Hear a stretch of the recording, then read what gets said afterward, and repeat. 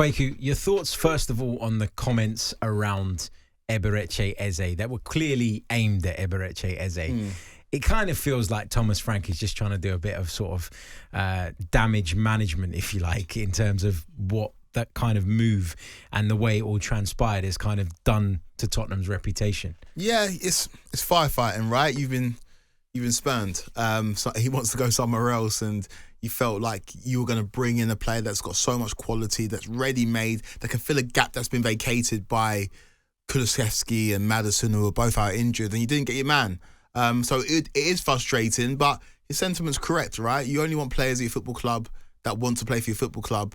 And Eberechi Eze was clearly keeping his options open just in case Arsenal did come back in. They did come back in. He signed for them. I just can't wait for his reception, Eze this is, when he plays against Spurs, because they are not the biggest fans of him right now. But I don't think he cares about that too much. No, but I think the Spurs fans, at least from the Spurs fans I've talked to, they seem to be more annoyed at their club than Eberechi Eze, because they feel like there was a deal there to be done. Like the club were dragging their heels. And we've heard these reports that Richarlison was involved in the conversation. Thomas Frank has kind of tried to kill that talk, I think. But do you think there is a chance that Richarlison was thrown into the mix? I find that a little bit hard to believe, to be honest. Yeah, I've always feel like when there's players involved in deals and it's just player plus those deals very rarely happen. Do you know what I mean? It's logistically it's quite hard to get everybody on the right page to make those deals happen. And I just think it was Spurs maybe dragging their heels, feeling that there wasn't really impended urgency. And I feel like it's easy to say now, but I genuinely did think that when we heard the reports initially that Eze wasn't going to play against Chelsea, and then we saw that he was going to play against Chelsea, I was like, that doesn't seem like a man who's just about to lead the football club for the destination that we all... Again, I didn't think he was going to go to Arsenal. I didn't think he was going to... But I just felt like it felt strange. It just felt a bit like there's something in the air, something could still happen. It didn't feel like the deal was imminent. No. And listen, as an Arsenal fan, I would love to sit here and go, Spurs had it in the palm of their hands and they completely dropped the ball and they messed it up. I don't think it's as cut and dry as that. I think Spurs were still not at the point where they'd found a complete deal with Crystal Palace, because if they were, they would have accelerated things. Eze must have been aware that there was a chance that Arsenal was still in the mix, just because we as fans weren't aware of Arsenal clearly doing something in the background. Because as much as I want to believe that Arsenal just went, you know what, let's go and get Eze, and 3 hours later it was done, that doesn't feel realistic. Can I ask you a question? I know we're supposed to be talking about Spurs and Man City, but if Havertz doesn't get injured, do Arsenal still go and buy Eze? I'm not sure. Okay. I think Arsenal probably would have been still considering a deal for Eze, because it sounds like, from what we're hearing, that the Havertz injury maybe isn't as bad as first feared. But I do think the injury maybe gave him a bit of a push. I'm not saying it was the decisive factor, but I certainly think it nudged them towards being a little bit more kind of decisive around the Eze thing and that opportunity in particular. What have you made of Tottenham under Thomas Frank? Obviously, good performance in the Super Cup, ended up losing it, throwing away a lead, which would have been frustrating for the Tottenham fans, but they still gave a good account of themselves. They started their season with a victory over Burnley, which you'd expect them to get. Do you think Thomas Frank's going to be all right at Tottenham? Yeah, he will be. I think he'll be fine. He's a competent manager. He's a project manager. They'll have to give him time, but I think Spurs fans are now, off the back of those short-lived kind of highs with Jose and with Conte, and I know that it started well with Ange, but it didn't last very long. I think they're ready to embrace a long-term manager like they did with Pochettino. I think Thomas Frank's the perfect candidate for that. Speaks really well, knows what he's doing, knows the Premier League, and they've got the allure of Champions League football, which feels like a Brucey bonus considering how bad they were in the Premier League last year. They finished 17th and they're in the Champions League. And so they have got that allure, hence why players like Eze are interested in joining them, despite the fact that he hasn't joined them. The fact that they're linked to players like Savinho as well. They will have that attraction, that draw, the stadium, being in London. They are a big football club, and I think Thomas Frank this season will establish them as one of the Big Six yet again, because that's where they should be, right? Despite the fact we love to laugh at Spurs, they are a big football club. Thomas Frank is adaptable, and that's the complete opposite of what Ange Postecoglou was. And I think that Thomas Frank's adaptability, his understanding of when they can play their way, which you saw against Burnley, where they played with a back four and they went for it, versus, you know, going up against PSG and knowing that you're a little bit inferior and playing with a back five. I think that adaptability will serve him really, really well. I know that, and you get this with a lot of fans. They go, oh, well, it's not the Tottenham way, is it, to play that way? Who cares? Thomas Frank will get you results because he's a very pragmatic and smart coach. And he's in a position now where he's got a far more talented group than he ever had at Brentford. And I'm sure he's going to be backed. All right, they've tried to make certain signings and they haven't happened, but he's going to get more backing than he got at Brentford because Tottenham are capable of providing him with that.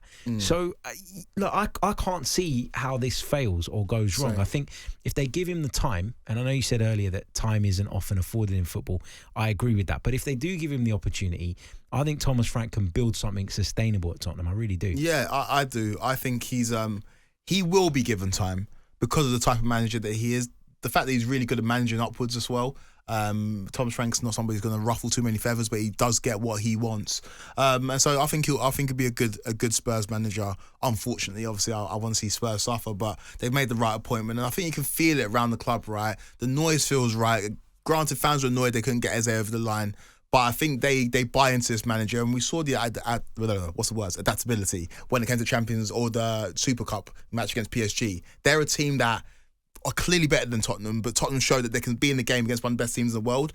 Against Burnley, they put them to the sword. So it's a team that we're going to be seeing varied performances, but I think more consistent performances than we saw under Ange. What do you make of Man City? Obviously, really good start to the season in terms of showing what they're capable of as an attacking force. Maybe a few question marks about them defensively at Wolves, but I think we've had this conversation before. It felt like people were sleeping on Manchester City, and going into the opening weekend, you had Liverpool that weren't particularly convincing against Bournemouth. Arsenal won but weren't particularly convincing against Man United.